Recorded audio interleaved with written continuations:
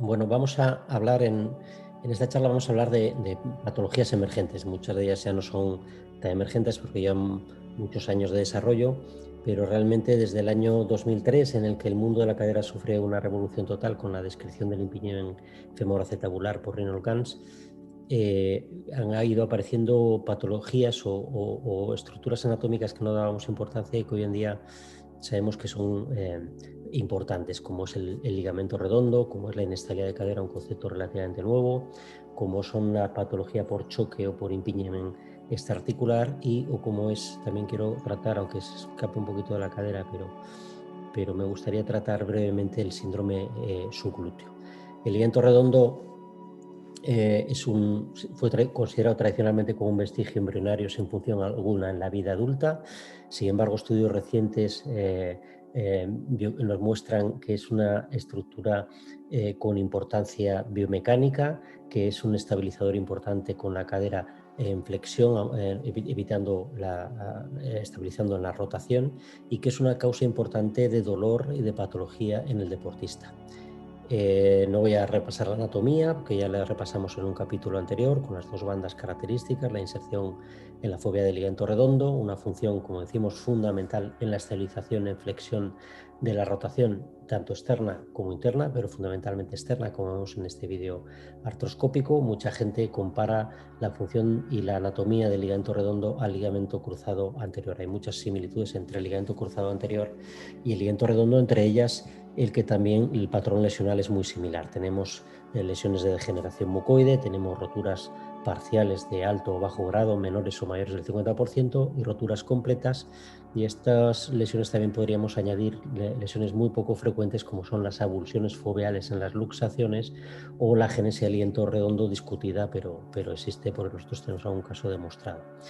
Los cambios de generación mucoide ocurren en la cadera degenerativa, no solo en la cadera degenerativa, normalmente también la cadera inestable, y ocurren con mucha frecuencia y con hallazgos similares a los que conocemos del ligamento cruzado anterior, un ligamento engrosado, alterado de señal, con pérdida de definición de sus márgenes, con sinovitis, que es un hallazgo muy característico periligamentaria. Sabemos que el ligamento redondo está cubierto por una membrana sinovial, y la sinovial también, sinovitis en el trasfondo acetabular adyacente. Es un hallazgo muy habitual. Con menor frecuencia a lo que vemos en la rodilla, en el ligamento cruzado anterior, también podemos encontrarnos con quistes sinoviales periligamentarios, como vemos en este paciente, en la artroscopia y en imágenes sucesivas de resonancia magnética, sobre todo en el plano axial, identificamos mejor estos quistes sinoviales periligamentarios.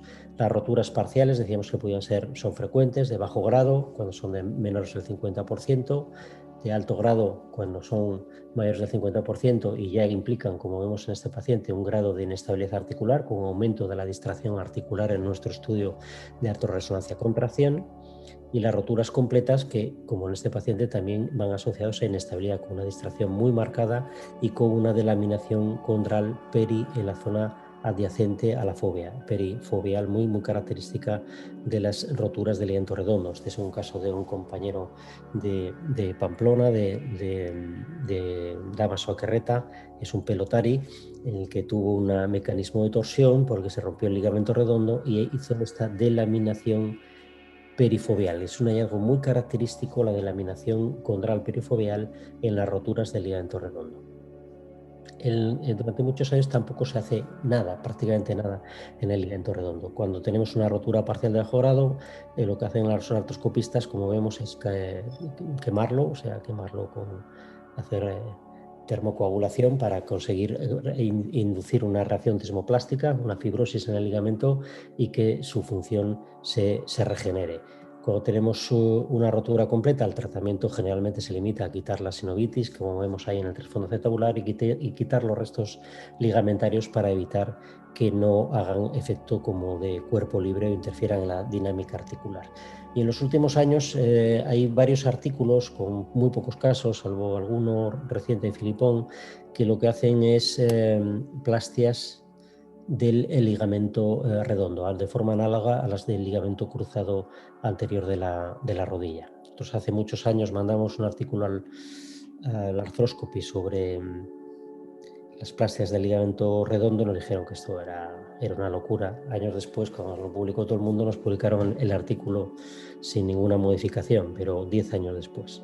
Probablemente Pérez Carro, que es un avanzado, se adelantó a su tiempo. Esto es lo que se hace en una plastia de ligamento redondo, que es, como vemos, análoga, idéntica, en este caso es de fascia lata, análoga a lo que conocemos, y se basa mucho en la técnica y en los conocimientos que tienen los artroscopistas de plastias en otras localizaciones, especialmente en la rodilla. Vemos como aquí un nudo pasadizo y cómo se pasa la plastia rodeado por los hilos de Dacron, cómo se pasa a su localización intraarticular. Se hace una perforación a través del cuello femoral hasta salir por la fobia del ligamento redondo, y desde ahí se inserta en los túneles que se han trazado en el margen o el pilar acetabular anterior. Esto es realmente muy experimental y está muy cuestionado que esta sea una técnica hoy en día a utilizar en el ligamento redondo. En cuanto a la inestabilidad de cadera, mucha gente no se plantea la inestabilidad de cadera porque es la articulación más estable del organismo, salvo en algún caso concreto que todo el mundo se lo cree, pero no es un problema mucho mayor y una parte muy importante asociada a otras patologías que hemos visto ya de la cadera. Sabemos que es la articulación más estable por la congruencia ósea, prácticamente un 50% de cobertura de la cabeza femoral por el acetábulo, pero también vimos en otras charlas la importancia del sellado del labrum, el mecanismo de sellado del labrum, la importancia del ligamento redondo en la estabilización rotatoria, en flexión, la importancia que tienen los ligamentos iliofemorales, ligamentos capsulares, sobre todo el ligamento iliofemoral en determinados movimientos de la cadera, y también la importancia de los estabilizadores dinámicos. Muchos músculos atraviesan la cadera y van a estabilizar la cadera de forma dinámica. Recordar una vez más este vídeo de Jorge Chala, maravilloso, de que nos marca el mecanismo de sellado que hace el labrum cuando está íntegro, creando esa presión negativa intraarticular que hace que la cadera sea muy estable. Y cuando se produce una rotura del labrum, en este caso una sección en el cadáver, cómo se pierde este mecanismo de sellado, y esto va a provocar inestabilidad, y que se puede, al reconstruir el labrum, recuperar este mecanismo de sellado, que es algo muy importante, demostrado en cadáver y demostrado por muchos pacientes intervenidos a lo largo de los últimos años. Los ligamentos capsulares también tienen su función, que no voy lo hemos repasado en la parte de anatomía. Los estabilizadores dinámicos también son muy importantes. Todos los músculos que van a atravesar la zona de la cadera, recordar que, por ejemplo, los rotadores externos de la cadera van a tener todos inserción capsular, salvo el músculo piriforme, con lo cual van a tener alguna importancia en la estabilización de la cadera. ¿Qué tipos de inestabilidad, cómo podemos clasificar la inestabilidad de la cadera? Pues hombre, hay una inestabilidad que todos conocemos, que es la inestabilidad traumática por un mecanismo traumático de alta energía, sobre todo accidentes deportivos, accidentes de tráfico, con luxación sobre todo en sentido posterior de la cadera, pero también tenemos una luxación traumática microtraumática por sobrecarga repetida muy importante en los atletas. Y tenemos una inestabilidad traumática en lo que existen factores predisponentes, como son la displasia de cadera, con un déficit de cobertura que hace que se produzca una subluxación, una tendencia a la subluxación, a la inestabilidad. El impingement femoroacetabular, que al haber rotura del labrum, al haber lesión condral, al haber pérdida de estructuras estabilizadoras, al haber pérdida de este mecanismo de sellado que hace el labrum, muchas veces va a tener un componente de inestabilidad que acelera el daño articular. Por supuesto, los trastornos de laxitud articular, los trastornos del tejido conectivo o las laxitudes capsulares generalizadas que se asocian a la laxitud en otras articulaciones. Y un capítulo muy importante, que es prácticamente el que más vemos, que es la inestabilidad iatrogénica. Durante mucho tiempo, para la resección de la joroba en el impingement tipo CAM, se hacían capsulotomías interportales muy amplias, y esta resección amplia de la cápsula cortando el ligamento iliofemoral ha provocado muchos cuadros de inestabilidad que ocasionan el fracaso del tratamiento quirúrgico y son una causa importante de reintervención quirúrgica. Ejemplos de inestabilidad: una luxación posterior con rotura del labrum y del pilar posterior del acetábulo, una inestabilidad traumática característica. Este es un futbolista con una sobrecarga repetida. Vemos cómo tiene una inestabilidad con un test de roll test, una hiperrotación externa en el estudio clínico, y como en el estudio de artorresonancia magnética el hallazgo que nos encontramos es un ligamento iliofemoral engrosado, alterado de señal y con rotura parcial. Es decir, el microtraumatismo, la adaptación biomecánica al deporte muchas veces va a provocar lesiones y inestabilidad secundaria. Un paciente con displasia, menos cobertura, tendencia a la subluxación superior y lateral, por lo tanto es evidente que tenemos una inestabilidad subyacente.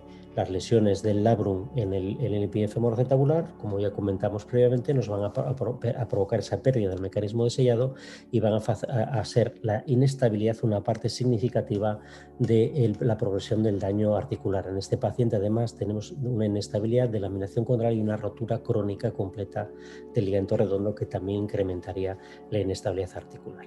Estos son ejemplos de inestabilidad de una chica con una laxitud capsular muy marcada con los criterios de Brighton, en el pulgar, con genus recurvatum, etcétera, y con un problema de dolor de cadera, y lo que vemos es que tiene una gran distracción en el estudio de artro-RM. En el estudio previo a la artroscopia vemos, este es un signo descrito clásicamente, el signo del vacío, como prácticamente sin distracción, sin hacer nada, la cadera se distrae de forma muy marcada. Esto es un signo de inestabilidad, que lo mismo que lo vemos antes de la artroscopia lo podemos ver en nuestro estudio de artro-RM.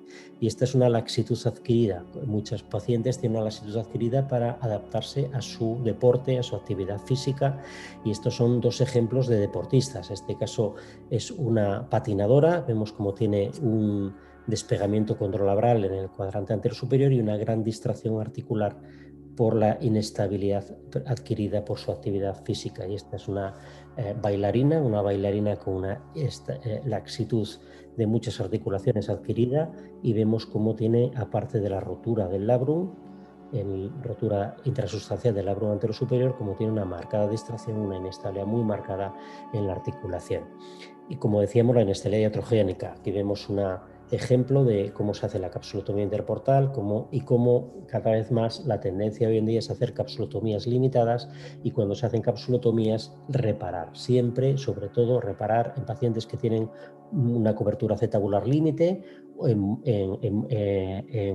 mujeres que tienen mayor tendencia a la laxitud, o en pacientes con actividad deportiva intensa, porque va a facilitar una recuperación más precoz y evitar los problemas de microinestabilidad secundaria. Este es otro ejemplo de algo que nos pasaba antes, es que siempre que se hacía una capsulotomía en las fases iniciales de la artroscopia veíamos muchos problemas de dolor anterior en la cadera, de problemas con el tendón del iliosoas, se infiltrábamos muchos tendones del iliosoas. ¿Y esto por qué? Pues porque si vemos la anatomía y recordamos en esta imagen de Juan Gómez Hoyos, vemos la relación del tendón del psoas con la articulación de la cadera.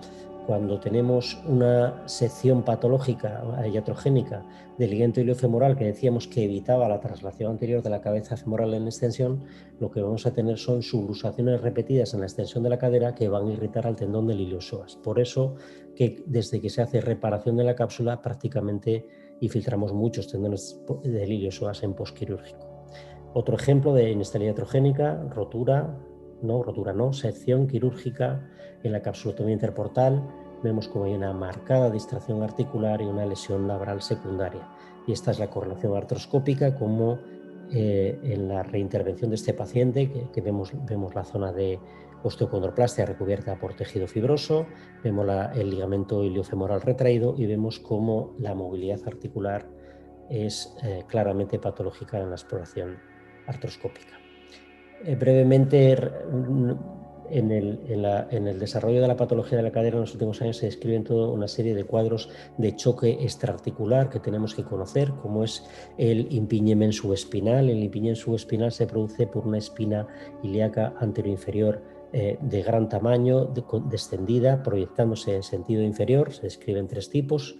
El tipo 1 es el que tenemos una espina ilíaca anteroinferior, entre comillas, normal, es decir, que hay un segmento de hueso liso entre la espina ilíaca anteroinferior y el margen superior del acetábulo. El tipo 2 es cuando la espina ilíaca anteroinferior alcanza el límite, el margen del anillo acetabular, y tipo 3 es cuando se proyecta inferior al anillo acetabular. Cuando tenemos un tipo 2 o un tipo 3, lo que va a pasar es que en la flexión de la cadera puede ocurrir un choque entre esta espina ilíaca anteroinferior y el margen anterior del cuello femoral, provocando atrapamiento de lesiones de partes blandas, o a veces provocando un cuadro similar al impingement tipo pincer, pero extraarticular.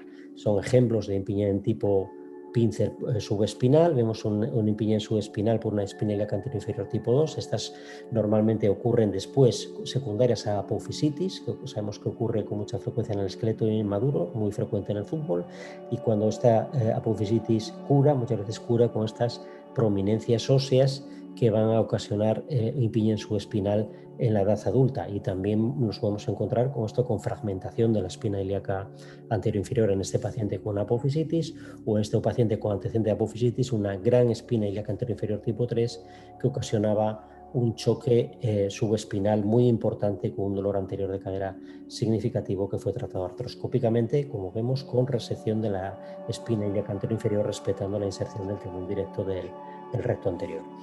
Otro impingement extraarticular que tenemos que tener en cuenta es el tendón del iliopsoas. El tendón del iliopsoas sabemos que se proyecta sobre la parte anterior de la cadera, como vemos aquí, la relación que tiene tocando el labrum a las 2 o a las 3 en sentido horario, y el impingement del iliopsoas se produce por roce, por choque del tendón del iliopsoas contra el labrum en esta localización, entre las 2-3 en sentido horario, donde tenemos la mosca que describimos en la clase de anatomía en el acetábulo anterior.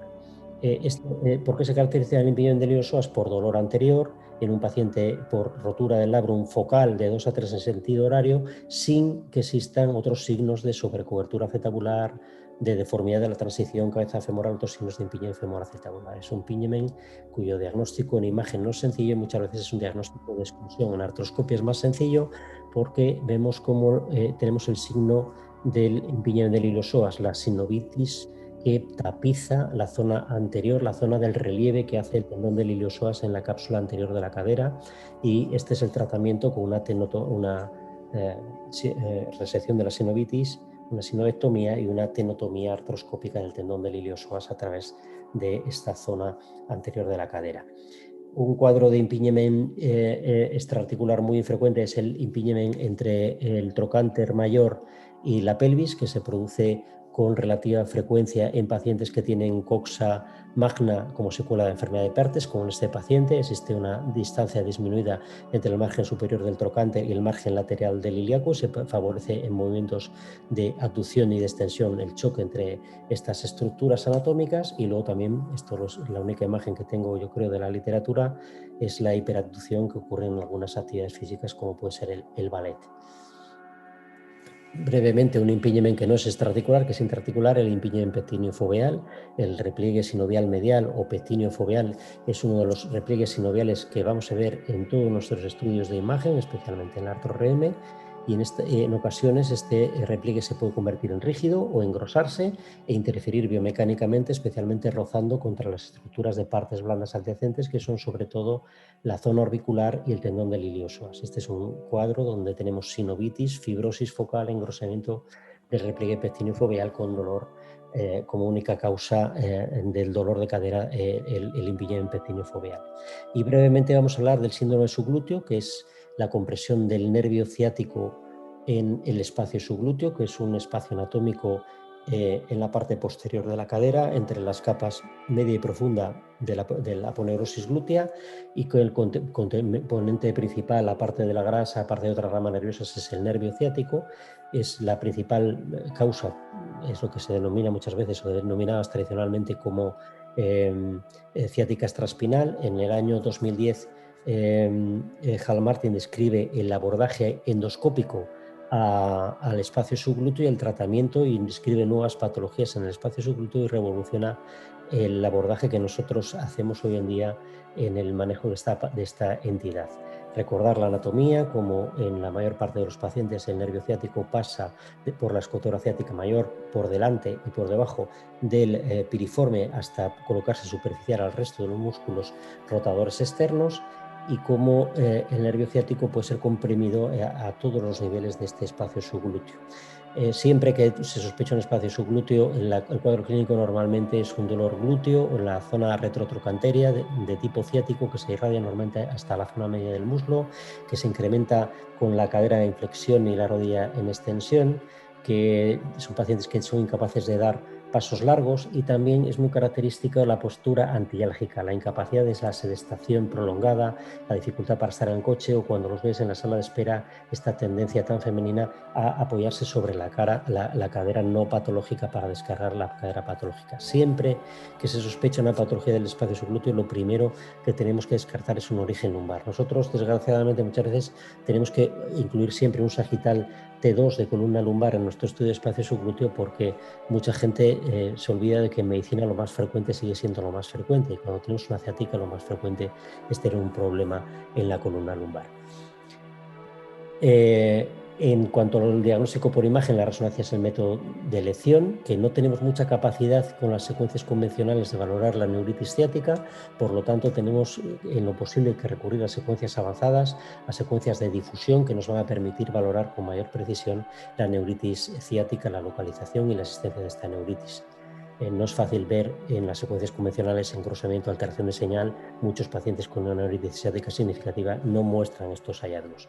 Nosotros en el tratamiento percutáneo utilizamos el abordaje percutáneo y para la infiltración de corticoide y anestésico con muy buenos resultados, y siempre ponemos contraste y a alto volumen, con un líquido de alto volumen que nos va a permitir dibujar perfectamente, hacer como una neurografía perfecta del nervio ciático, y es un método que no solo es terapéutico, sino también es diagnóstico a la hora de diagnosticar bandas fibrovasculares o atrapamientos del nervio ciático en el espacio subglúteo. Y luego, por supuesto, está el abordaje endoscópico como paso final en casos que no responden al tratamiento percutáneo. ¿Qué va a ocasionar la etiología del espacio subglúteo? Es muy amplia. Hay muchos atrapamientos que no vamos a hablar de ellos, como son los tumores, las causas ginecológicas, como la endometriosis, pseudotumores, deformidades, etcétera. Y vamos a centrarnos muy brevemente en atrapamientos musculoesqueléticos que son menos conocidos y están descritos recientemente, como por ejemplo las bandas fibrovasculares descritas por Hal Martin. Estas bandas fibrovasculares, fibrosas, vasculares o fibrovasculares, en función de su composición, pueden atrapar al nervio ciático impidiendo su excursión normal, que sabemos, como dijimos en la parte de anatomía, que tiene una excursión significativa a través del espacio fibroadiposo del espacio subglúteo. Puede interferir en esta excursión y provocar un atrapamiento nervioso muy similar al síndrome del túnel del carpo. De hecho, es muy habitual cuando se produce la descompresión del nervio ciático, lo mismo que sabemos en el túnel del carpo, que de repente veamos en los vasos perineurales, los vasos neurales claramente patentes, ¿no? Después de la resección de las bandas fibrovasculares. Moisés Hernando, que es el que ha descrito, escribió este artículo en el que colaboramos, y describió tres tipos de bandas. Las bandas tipo 1, que son las bandas tipo puente, 1A las que van por delante, 1B las que van por detrás, tipo 2 son bandas adherenciales, y tipo 3 son bandas de trayecto complejo fibróticas. Ejemplos muy rápidamente de este tipo de bandas. Vemos cómo los podemos ver muy bien estas bandas en resonancia magnética, cómo las podemos identificar todavía mejor en el estudio neurográfico al hacer la infiltración perineural, y cómo se correlaciona con lo que se ve en la endoscopia, cómo la resección de esta banda fibrovascular lo que hace es liberar al nervio ciático que está por detrás de una forma totalmente segura. Se descomprime el nervio en el espacio subglúteo. Esta sería una banda fibrovascular. Sabemos que es fibrovascular porque vemos cómo es marcadamente hipointensa en las secuencias T2. Hay un vaso, el vaso se identifica también aquí en esta secuencia T1, y esto es importante también saberlo a la hora de hacer la descompresión para no provocar sangrados importantes que a veces son significativos, y aquí al cauterizarlo se evita estos sangrados que a veces son significativos. Y esta es una banda de trayecto adherencial que se adhiere a la parte, vemos cómo va desde la zona de la tuberosidad ciática, va a adherirse a la cara anterior del nervio ciático, y estas son bandas fibrosas de trayecto múltiple después de un proceso inflamatorio, después de una cirugía, que atrapan al nervio ciático. realmente el síndrome subglúteo es lo mismo que el síndrome piriforme, no. El síndrome piriforme es una parte pequeña o una parte del síndrome subglúteo. El síndrome subglúteo incluye todas las causas de compresión del nervio ciático y el piriforme es una de las causas, la más conocida. Todavía muchas veces las peticiones nos vienen como síndrome piriforme y existen muchas causas por las que el músculo piriforme puede comprimir al nervio ciático. La primera, la hipertrofia. Era lo que hace muchos años solo buscábamos la hipertrofia y sabemos que esto no tiene ninguna utilidad. De hecho, muchas veces nos encontramos con que el lado más hipertrófico es el que no le duele, con lo cual solo para mí tiene validez la hipertrofia de un músculo como causa de compresión del nervio ciático cuando con las secuencias de difusión conseguimos ver que existe una neuritis directamente relacionada con esa hipertrofia muscular. Es más frecuente que la hipertrofia muscular que el músculo piriforme produzca un atrapamiento dinámico en la pinza entre el piriforme y el complejo gemino-obturador. Ahí, por un mecanismo dinámico, lo que se va a producir es un atrapamiento del nervio y nosotros no vamos a ver prácticamente nada en los estudios de imagen salvo la neuritis focal en el espacio infrapiriforme del espacio subglúteo. El tratamiento, luego veremos cuál es este. Se puede hacer la descompresión de resección del músculo, se puede hacer también descompresión de otro tipo. Vamos a verlo posteriormente cuando hablemos del tratamiento. También tenemos que valorar las variantes anatómicas que hablamos en el capítulo de anatomía. El nervio ciático puede tener múltiples variantes anatómicas descritas hace muchos años, sobre todo esta variante en la que el nervio peroneo atraviesa el músculo piriforme de forma independiente a la rama tibial del nervio ciático es bastante frecuente. Estas son variantes anatómicas, pero predisponen sobre todo al atrapamiento de la rama peronea entre los dos vientres musculares del piriforme. Aquí vemos un ejemplo de un atrapamiento entre estas dos porciones del músculo piriforme del nervio peroneo. El nervio ciático puede ser atrapado a todos los niveles del espacio subglúteo y también en la zona más inferior. Sabemos que existe un cuadro de atrapamiento extraarticular muy frecuente, que es el impingement isquiofemoral, que siempre se decía que es por una reducción de espacio para el músculo cuadrado femoral entre la tuberosidad menor o trocánter menor y la tuberosidad isquiática, y era un problema de espacio y nos hemos aprendido unas medidas que no sirven absolutamente para nada. Y no sirven absolutamente para nada porque son medidas estáticas y son como mucho una referencia, pero ni el espacio del cuadrado femoral ni el espacio isquiofemoral es algo de lo que yo me fío. ¿Por qué? Porque cuando hacemos dinámica, y nosotros desgraciadamente o afortunadamente vivimos en movimiento, este espacio sufre una gran variabilidad. Este es un estudio también de Moisés Hernando, un artículo publicado en el Skeletal, que muestra la variación del espacio isquiofemoral con los diferentes movimientos de la cadera, y en estudios 3D dinámicos vemos cómo el espacio isquiofemoral se modifica, como incluso muchas veces la compresión del espacio isquiofemoral, del cuadrado femoral, no se produce entre la tuberosidad menor y la tuberosidad isquiática, sino incluso con este paciente en la rotación externa se produce una compresión con la tuberosidad mayor. Es decir, yo no me interesa mucho el espacio que hay, sino me interesa ver lo que vemos. Lo que vemos es, en este caso, un síndrome isquiofemoral muy característico, con atrofia del músculo cuadrado femoral, con edema focal en el músculo cuadrado femoral, con reducción del espacio. ¿Y por qué hablamos de esto en el espacio subglúteo? Porque decíamos que el nervio ciático estaba a menos de 10 milímetros del margen lateral del semimembranoso, de los tendones isquiotibiales, y eso hace que cuando tenemos patología en esta localización, como vimos en el síndrome isquiotibial, cuando tenemos patología del músculo cuadrado femoral, con mucha frecuencia haya neuritis o adherencias que van a provocar, bien por cambios inflamatorios, bien por adherencias, afectación del nervio ciático, un síndrome del espacio subglúteo asociado. Aquí podemos hacer infiltraciones que suelen ser más diagnósticas que terapéuticas, pues esto suele ser muy poco efectivo, y se ha descrito la resección parcial de la tuberosidad menor abriendo espacio para el músculo cuadrado femoral como tratamiento. Realmente yo creo más en el tratamiento fisioterápico, en el equilibrio del balance pélvico, que en hacer resecciones que a veces no son muy efectivas. Y para terminar, para hablar del síndrome, hablamos de la patología de los tendones isquiotibiales, que es muy frecuente, y toda la patología de los tendones isquiotibiales, por esta proximidad anatómica, puede provocar afectación del nervio ciático. Este es un paciente con una rotura completa de los tendones isquiotibiales y vemos muchos cambios inflamatorios, hematoma, engrosamiento y alteración de señal en una neuritis ciática muy severa asociada a una rotura de los tendones isquiotibiales, y en este caso mismos hallazgos, pero asociados a tendinopatía calcificante de los tendones isquiotibiales. Toda la patología de los tendones isquiotibiales puede ocasionar lo que denominamos un síndrome isquiotibial, una afectación secundaria del nervio ciático o un síndrome subglúteo secundario. Y no vamos a hablar de otras miles de lesiones, de endometriosis, de osteocondromas, de linfomas, como en estos ejemplos, que van a provocar también, como todos conocemos, compresión del nervio ciático.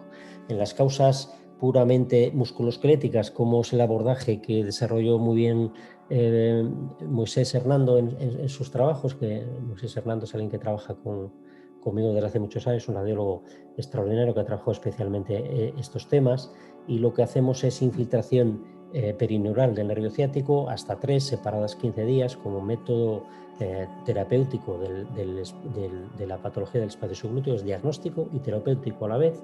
Cuando la causa es el músculo piriforme, tenemos claro que la causa es el músculo piriforme también, y fracasan las infiltraciones perineurales, se puede hacer infiltración de toxina botulínica intramuscular con vistas a acabar con la espasticidad y provocar un cierto grado de atrofia muscular.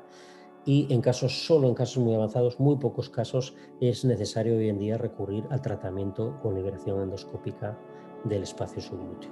Estos son ejemplos de cómo se hace la infiltración con volumen alto, cómo luego al paciente con asistencia le hacemos que camine un poquito por la sala para que el líquido se distribuya, y así tenemos estas imágenes neurográficas perfectas que nos dejan ver el espacio subglúteo y el espacio perineural con gran precisión. Esta es la infiltración selectiva de toxina botulínica, y solo en casos avanzados, cuando fracasan todos los tratamientos, se puede hacer, como en este caso, resección del músculo piriforme. Es importante no hacer solo tenotomías, porque cuando se hacen tenotomías tenemos algún caso dramático, que se hacen tenotomías por ejemplo, del piriforme, y el muñón del músculo se adhiere al nervio ciático y provoca dramas tremendos.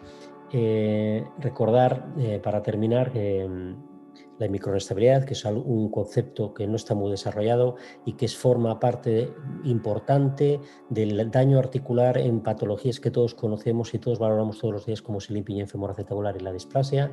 Recordar la frecuencia de impingement extraarticular, especialmente el impingement subespinal.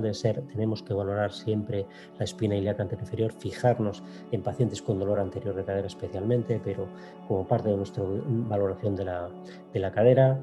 La valoración del impingement, de otros impingements, es igualmente necesaria.